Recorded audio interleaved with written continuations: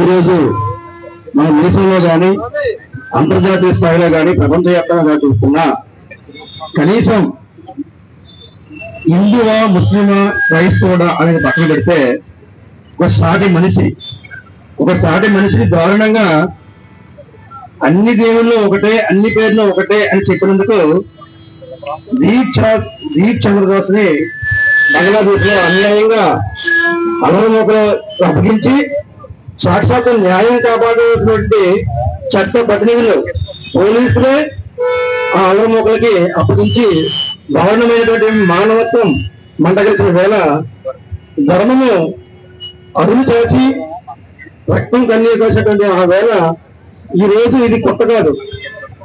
అటు పక్క దేశంలో కానీ కొన్ని రాష్ట్రాల్లో కానీ హిందువుల మీద సనాతన ధర్మం చేసే వ్యక్తుల మధ్య చాలా దారుణమైన హత్యలు హింసలు జరుగుతున్నాయి.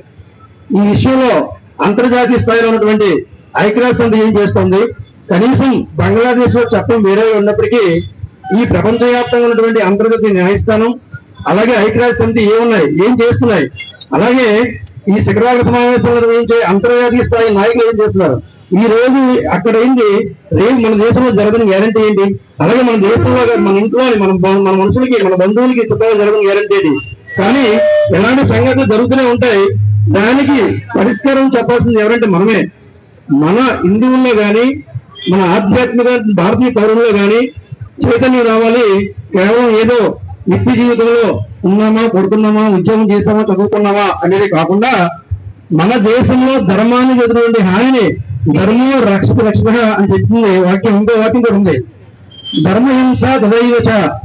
ధర్మాన్ని కాపాడుకునే క్రమంలో అవసరమైతే మన పూర్వీకులు రాజులు చూపించే ప్రతాపాన్ని శౌర్యాన్ని కూడా ప్రదర్శించమని హింస ఆయుధంగా చేసి యుద్ధం చేసుకోవడానికి వెళ్ళమని చెప్పి మన ప్రాచుర్యం తెలియజేశారు.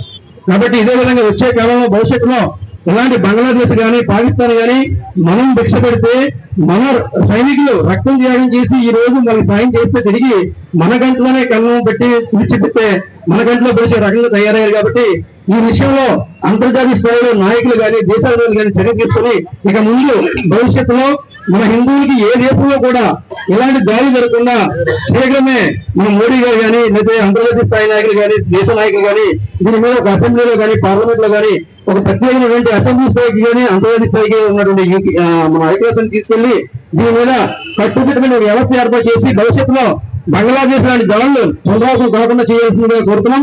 అలాగే మన హిందువులందరూ కూడా చైతన్యం కావాలి, నిద్ర మేల్కోండి, జాగృతులుగా ఎవరించండి. వచ్చే కాలంలో మన హిందువుల ఐక్యత సత్తా చాటుదామని చెప్పి అందరూ తెలియజేస్తాను. ఈ కార్యక్రమం చూడండి, అందరూ కూడా చూడండి ఎంతమంది వచ్చారు. కనీసం ఈ రోజు కొద్దిగా అందరూ కూడా లైన్ లో చెప్పండి. అంటే అందరూ ఇంకా చూడండి పౌరులు ఎంతమంది ఉన్నారు, మనకు వచ్చిన వాళ్ళు కొంతమంది ఉన్నారు. ఇది ఇలా చాలు. ఇంకా